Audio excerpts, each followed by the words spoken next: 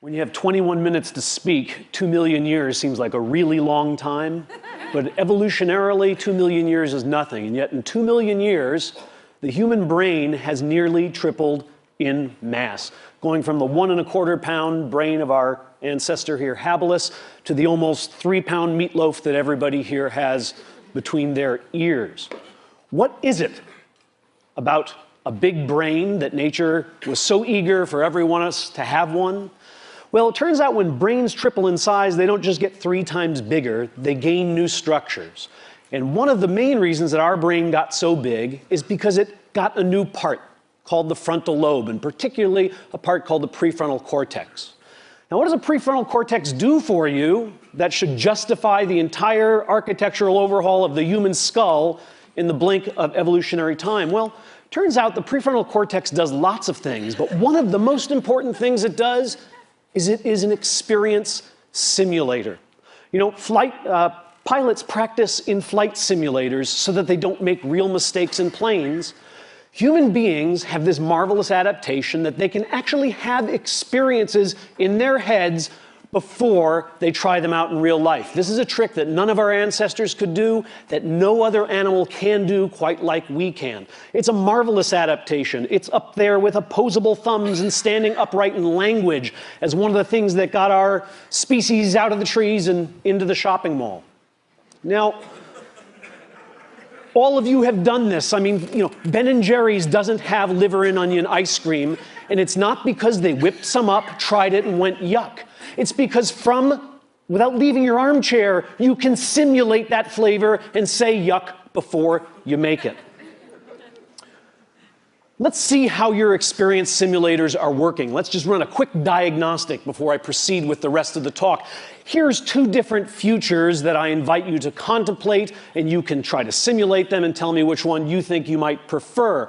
One of them is winning the lottery. This is about $314 million, and the other is becoming paraplegic. So just give it a moment of thought. You probably don't feel like you need a moment of thought. And interestingly, there are data on these 2 groups of people, data on how happy they are. And this is exactly what you expected, isn't it? But these aren't the data. I made these up. These are the data. You failed the pop quiz and you're hardly 5 minutes into the lecture. Because the fact is that a year after losing the use of their legs and a year after winning the lotto, lottery winners and paraplegics are equally happy with their lives. Now, don't feel too bad about failing the first pop quiz because everybody fails all of the pop quizzes all of the time. The research that my laboratory has been doing, that economists and psychologists around the country have been doing, have revealed something really quite startling to us. Something we call the impact bias, which is the tendency for the simulator to work badly. For the simulator to make you believe that different outcomes are more different than in fact they really are. From field studies to laboratory studies, we see that winning or losing an election, gaining or losing a romantic partner, getting or not getting a promotion, passing or not passing a college test, on and on, have far less impact, less intensity, and much less duration than people expect them to have. In fact, a recent study, this almost floors me, a recent study showing how major life traumas affect people suggests that if it happened over 3 months ago with only a few exceptions, it has no impact whatsoever on your happiness. Why? Because happiness can be synthesized. Sir Thomas Browne wrote in 1642, "I am the happiest man alive. I have that in me that can convert poverty to riches, adversity to prosperity. I am more invulnerable than Achilles. Fortune hath not one place to hit me." What kind of remarkable machinery does this guy have in his head? Well, it turns out it's precisely the same remarkable machinery that all of us have. Human beings have something that we might think of as a psychological immune system, a system of cognitive processes, largely non-conscious cognitive processes, that help them change their views of the world so that they can feel better about the worlds in which they find themselves. Like Sir Thomas, you have this machine. Unlike Sir Thomas, you seem not to know it. We synthesize happiness, but we think happiness is a thing to be found. Now, You don't need me to give you too many examples of people synthesizing happiness, I suspect, though I'm going to show you some experimental evidence. You don't have to look very far for evidence. As a challenge to myself, since I say this once in a while in lectures, I took a copy of the New York Times and tried to find some instances of people synthesizing happiness. And here are 3 guys synthesizing happiness. I'm so much better off physically, financially, emotionally, and almost every other way, mentally, almost every other way. I don't have 1 minute's regret. It was a glorious experience. I believe it turned out for the best. Who are these characters who are so damn happy? Well, the first one is Jim Wright. Some of you are old enough to remember. He was the chairman of the House of Representatives. And he resigned in disgrace when this young Republican named Newt Gingrich found out about a shady book deal he had done. He lost everything. Most powerful Democrat in the country, he lost everything. He lost his money, he lost his power. What does he have to say all these years later about it? I am so much better off physically, financially, mentally, and in almost every other way. What other way would there be to be better off? Vegetably, minerally, animally? He's pretty much covered in there. Maurice Bickham is somebody you've never heard of. Maurice Bickham uttered these words. Upon being released, he was 78 years old. He'd spent 37 years in Louisiana State Penitentiary for a crime he didn't commit. He was ultimately exonerated at the age of 78 through DNA evidence. And what did he have to say about his experience? I don't have 1 minute's regret. It was a glorious experience. Glorious! This guy is not saying, well, yeah, there's some nice guys. They had a gym. It's glorious, a word we usually reserve for something like a religious experience. Harriet Langerman uttered these words, and he's somebody you might have known but didn't, because in 1949 he read a little article in the paper about a hamburger stand owned by these 2 brothers named McDonald's, and he thought, that's a really neat idea. So he went to find them. They said, we'd give you a franchise on this for $3,000. Harry went back to New York, asked his brother, who was an investment banker, to loan him the $3,000, and his brother's immortal words were, you idiot, nobody eats hamburgers. He wouldn't lend him the money, and of course, 6 months later, Ray Kroc had exactly the same idea. It turns out people do eat hamburgers, and Ray Kroc, for a while, became the richest man in America. Oh, and then finally, the best of all possible worlds. Some of you recognize this young photo of Pete Best, who was the original drummer for the Beatles, until they, kind of like sent him out on an errand and snuck away and picked up Ringo on a tour. Well, in 1994, when Pete Best was interviewed, yes, he's still a drummer. Yes, he's a studio musician. He had this to say, I'm happier than I would have been with the Beatles. Okay, there's something important to be learned from these people, and it is the secret of happiness. Here it is, finally, to be revealed. First, accrue wealth, power, and prestige, then lose it. Second, spend as much of your life in prison as you possibly can. Third, make somebody else really, really rich. And finally, never, ever join the Beatles. Okay, now, I, like Z. Frank, can predict your next thought, which is, yeah, right. Because when people synthesize happiness, as these gentlemen seem to have done, we all smile at them, but we kind of roll our eyes and say, yeah, right, you never really wanted the job. Oh, yeah, right. You really didn't have that much in common with her, and you figured that out just about the time she threw the engagement ring in your face. We smirk because we believe that synthetic happiness is not of the same quality as what we might call natural happiness. What are these terms? Natural happiness is what we get when we get what we wanted, and synthetic happiness is what we make when we don't get what we wanted. And in our society, we have a strong belief that synthetic happiness is of an inferior kind. Why do we have that belief? Well, it's very simple. What kind of economic engine would keep churning if we believed that not getting what we want could make us just as happy as getting it? With all apologies to my friend Mathieu Ricard, a shopping mall full of Zen monks is not going to be particularly profitable because they don't want stuff enough. I want to suggest to you that synthetic happiness is every bit as real and enduring as the kind of happiness you stumble upon when you get exactly what you were aiming for. Now, I'm a scientist, so I'm going to do this not with rhetoric, but by marinating you in a little bit of data. Let me first show you an experimental paradigm that is used to demonstrate the synthesis of happiness among regular old folks. And this isn't mine. There's a 50-year-old paradigm called the free choice paradigm. It's very simple.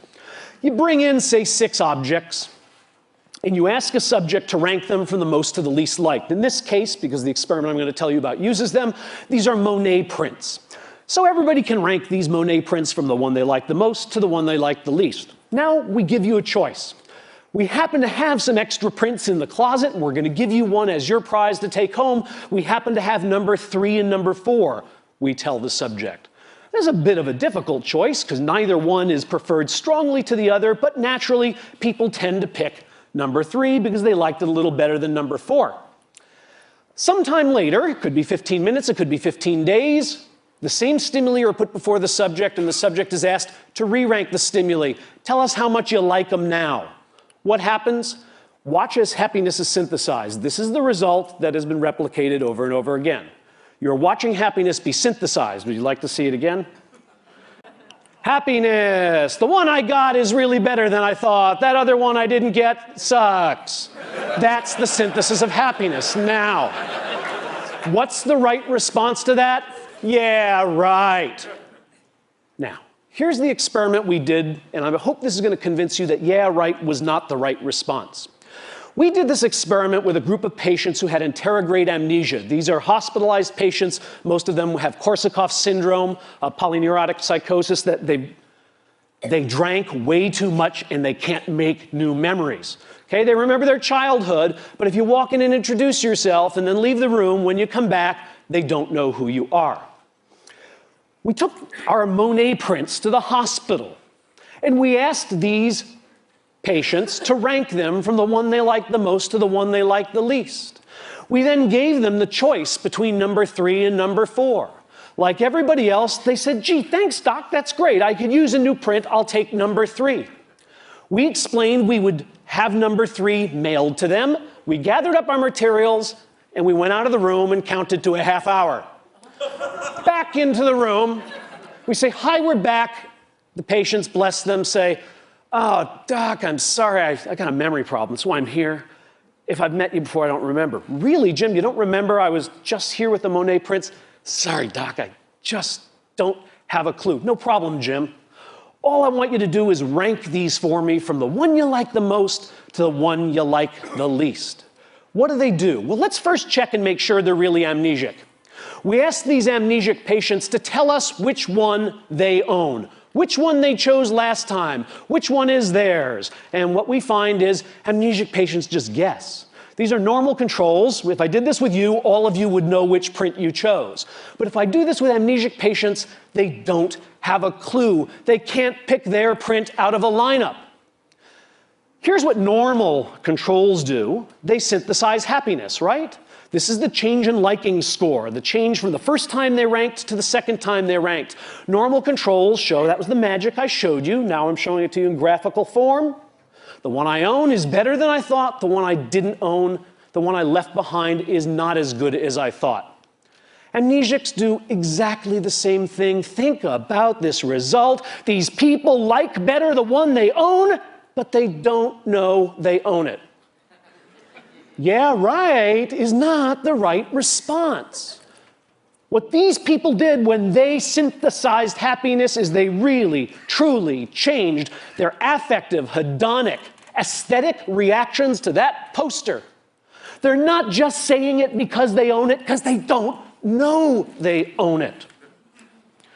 Now, when psychologists show you bars, you know that they are showing you averages of lots of people.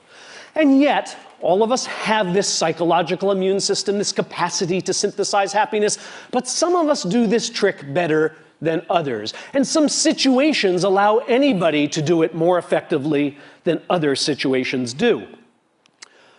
It turns out that freedom, the ability to make up your mind and change your mind, is the friend of natural happiness, because it allows you to choose among all those delicious futures and find the one that you would most enjoy. But freedom to choose, to change and make up your mind, is the enemy of synthetic happiness. And I'm going to show you why. Gilbert already knows, of course. You're reading the cartoon as I'm talking. Dogbert's tech support, how may I abuse you? My printer prints a blank page after every document. Why would you complain about getting free paper? Free? Are you just giving me my own paper? Egad, man, look at the quality of the free paper compared to your lousy regular paper. Only a fool or a liar would say that they look the same. Huh, now that you mention it, it does seem a little silkier. What are you doing? I'm helping people accept the things they cannot change. Indeed. The psychological immune system works best when we are totally stuck, when we are trapped.